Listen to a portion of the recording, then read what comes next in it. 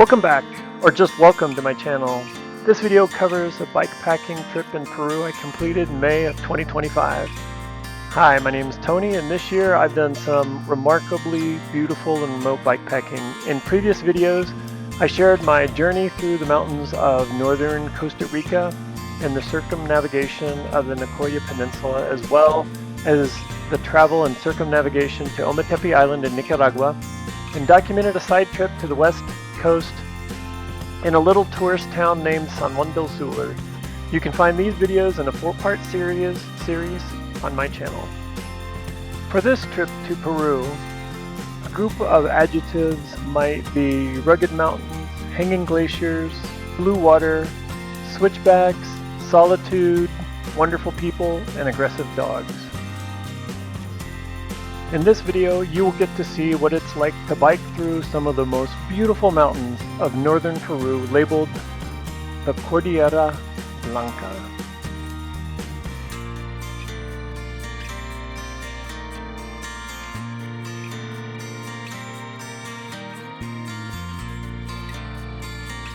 I got the idea for this route from bikepacking.com, as I did for Costa Rica and Nicaragua. You can see my route on the right in red is different from the documented route on the left in blue, due to me wanting to pass through the Tunel Olimpica. My 2 acclimatization rides of Laguna Paron and Winchus loop came from Phil Benny, who has videos on this area and others you can check out on his channel. This slide shows my riding days in Caraz, with each day roughly circled. Day 1 is Laguna Paron. Day 2 is the Winchus loop. This grid shows the riding stats for my trip, including a ride along the coast in Lima through Miraflores and back to my hostel near the airport. In early May of 2025, I flew into Lima on United Airlines, assembled my bike and went out for a test ride, and got to experience a little of Lima near the airport and away from the more touristy and well-kept parts of the city. There were makeshift markets and areas that made you question your route, but mostly it was just parts of the city that you don't normally see as a tourist. I ate lunch at a street cart and spoke for about 30 minutes with the young lady operating the cart while I ate. She had lots of questions about where I was from, what I was doing, etc. I told her I was headed to Caraz to ride and asked if she had been there. She said no and pointed across the street, saying that she lives there, works at this stand-with that her family owns 6 days a week, and has never been outside of the city of Lima. We sometimes forget how lucky we are to be able to travel not only outside the country, but perhaps just outside our city. Eventually making my way back to the hotel, I packed up my bike and prepared for my overnight bus ride to Caraz. This is what going to the bus station at 9 o'clock at night looks like. As the sun hit the tops of the mountains, the overnight bus hit the city limits of Caraz. I felt like I'd gotten some sleep in the reclining seat and set out to find my hostel, get some breakfast, set up the bike for a day ride, and head off to the 13,700 foot beautiful blue Laguna Paron. And the fireworks begin again as I head out of town up to Lake Paron. As I left the city center, I passed through what I call the aggressive dog zone. Most city centers, the dogs were accustomed to bicycles, but between a city center and like a national park area, the dogs were really aggressive. All of the locals recommended carrying sticks to create necessary space. As I entered the national park area, the roads became rougher, canyon walls seemed to get taller, and the air cooled.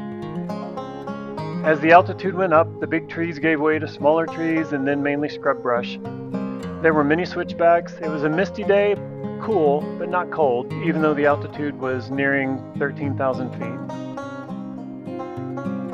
As I neared the top, about a quarter mile from the lagoon, was a washout that had been there for about a year. They'd placed boards that were now nice and wet and slick, and you had to carry your bicycle across it or leave it behind, and that wasn't going to happen. So across we went. The lagoon was around the corner from the washout, and more blue than I had imagined. Laguna Paron is just over 2 kilometers long, and the views were amazing. Maybe I was being a bit dramatic due to this being my first day out riding, but still incredible.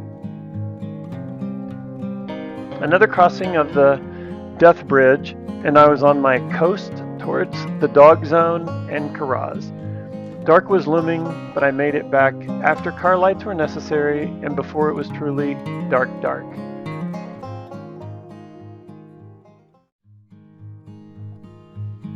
Day 2, Winchus Loop, turned out to be the day with the most climbing and the lesser of a destination. Over 8,000 feet in 30 miles. Other than that, lots and lots of switchbacks, going up and coming down. There just wasn't much of a destination. The summit was a small set of stones where maybe people would use, to get out of the wind, stay out of the weather. The summit was a great feeling because I'd been climbing since early, and it was wet, rainy, and cold at the top. So I was happy to head down to lower altitudes where it was warmer again, even though the rain persisted until I was nearly back in town. This is a great perspective. I'm pretty certain that's the top. And right there is a van that came by me a long time ago. You can see he was right there. Yeah, now he's going up the next switchback right there. Well, that's where I was. It's only been a half an hour and I stopped and adjusted my seat once, changed clothes. Beautiful watching the clouds go by. I'm finally getting up above them in certain areas. Probably going to be rainy-ish here in a minute. Well, that was a challenging 3 miles. It grappled. I had to put on all my super warm, waterproof sort of gear. And these pogies, which have been incredible. They just keep the water off, keep your hands then a little bit warmer on the inside.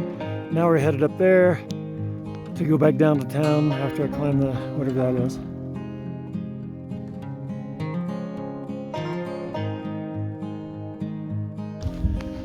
Well, I think I've made it to the top. Oh my gosh. Like I said, these pogies that are just like rain weight, fantastic. I mean, oh my gosh, so nice. And I think I'm just headed down that way. Not sure what the altitude is. 14,362. For some reason I thought it got up to 15 something, so hopefully it does not. That would mean I have a lot of climbing left. So anyway, hopefully I'll see you back in town. The descent went through several wooded areas and small communities, and oh yes, the aggressive dogs were there in all their madness. Views of the mountains across the valley was beautiful. Cannot say other than the acclimatization ride, this was of much more value. It was a good ride, and it was really pretty at times, but I think other areas might have more of a destination and a very similar view. I arrived back in town again after dark this time, riding along a busy highway for a few miles. I would just hop off the pavement when I could hear a car coming and had no issues. Ready for day 3 to leave Caraz for a few days.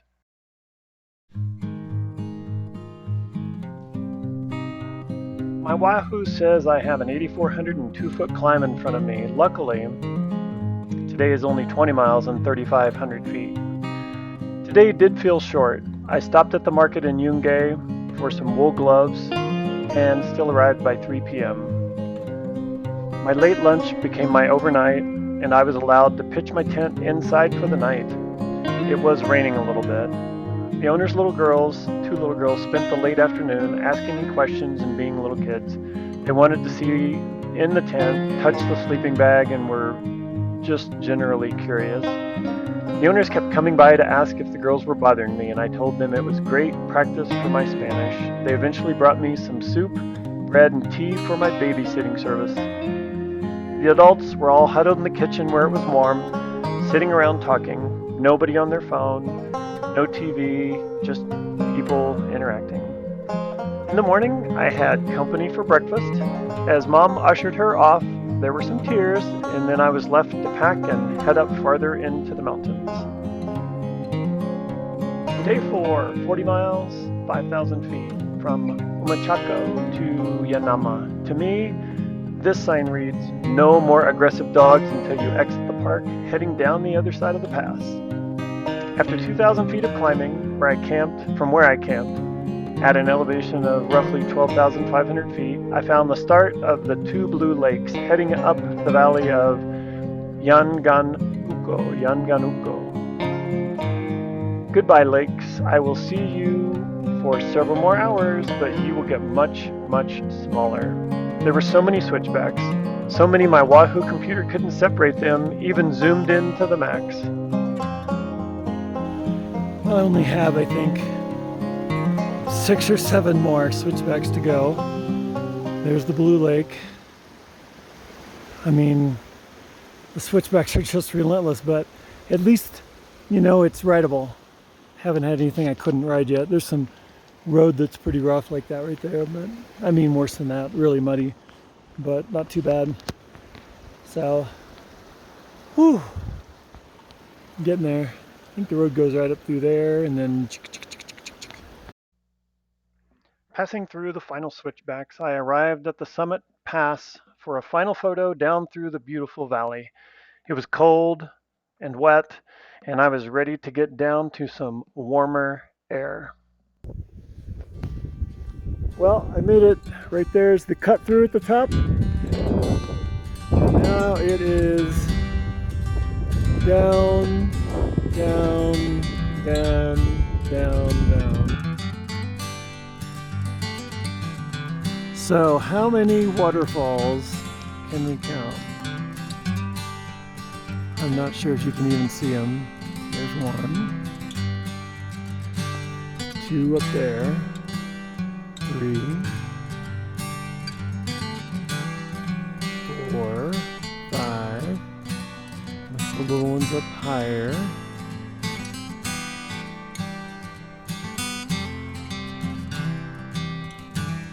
I mean, all the little white lines they're all waterfalls.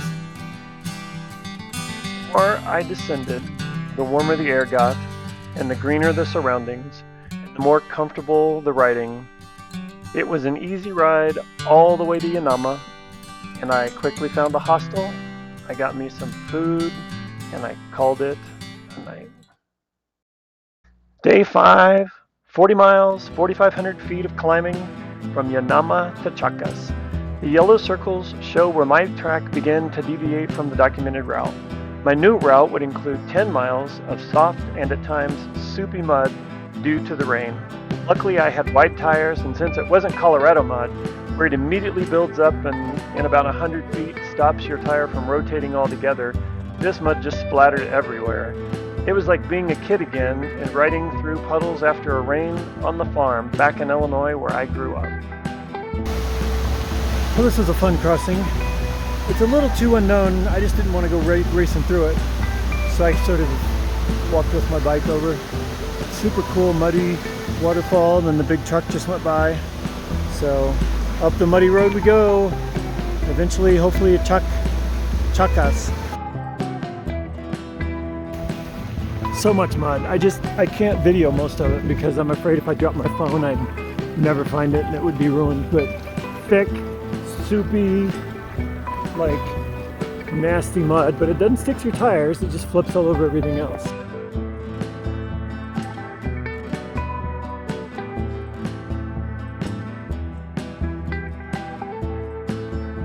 Well, I'm super excited because I'm on pavement. And I think I have to go up where you can, I don't know if you can see the power lines, but that's where I gotta go. And it's really pretty. I think that's the pass somewhere over there to the right that I'm going over tomorrow. And I'm excited that I'm not on mud. So good stuff. Well, we are the background. It may rain on me, hopefully not. I've got about 2,000 feet of climbing to do, which I'm going downhill right now, which is not a good sign. You know, the scenery is incredible. Just beautiful everywhere you look. So, can't complain about that. Eventually I arrived in Caraz. I found a room on the square, and it was beautiful. The mountains even cleared a little so I could see the tops of some of them, and I requested spaghetti, which was fantastic. Tomorrow, Tunel Punta Olimpica. Day 6, 46.5 miles, 4,800 feet of climbing from Caraz to Caraz. Beautiful views with some blue lakes, and the clouds cooperated so I could see some of the high peak views. Yes, another day of endless switchbacks. Well, getting close. Close. Several more switchbacks, but it's you know, hard to not stop and look around. Eat some chocolate chip cookies made by Ellie Mae Clampett. That's probably gonna go over most people's heads unless you're my age. But as always, a little rain, but I'm in the sun at the moment and doing pretty good.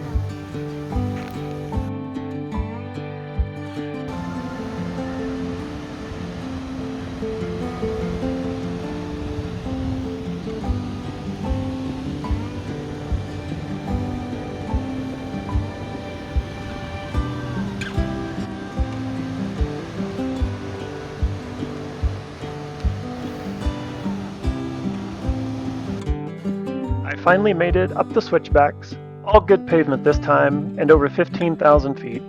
The tunnel's really cool and unique. It's a little over 3/4 of a mile long and reported to be the highest vehicular tunnel in the world at an elevation of 15,535 feet.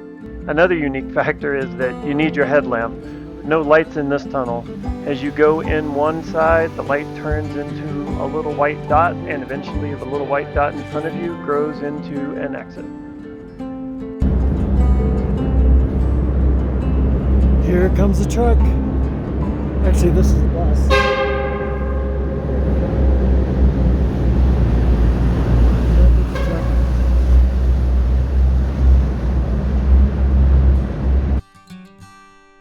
I paused one last time for my final summit shot of the trip before heading southwest and downhill towards Caraz, 6,500 feet below, and of course, I was looking forward to the warmer air. Today would be the last day of several days in the beautiful high mountains of the Cordillera Blanca, Peru. The next day I rode the 23 miles from Caraz back to Caraz where I started, and the day after opted for a day bus, this time back to the same hotel in Lima so I could see what I missed on the ride to Caraz overnight. I had one more day before flying back to Colorado.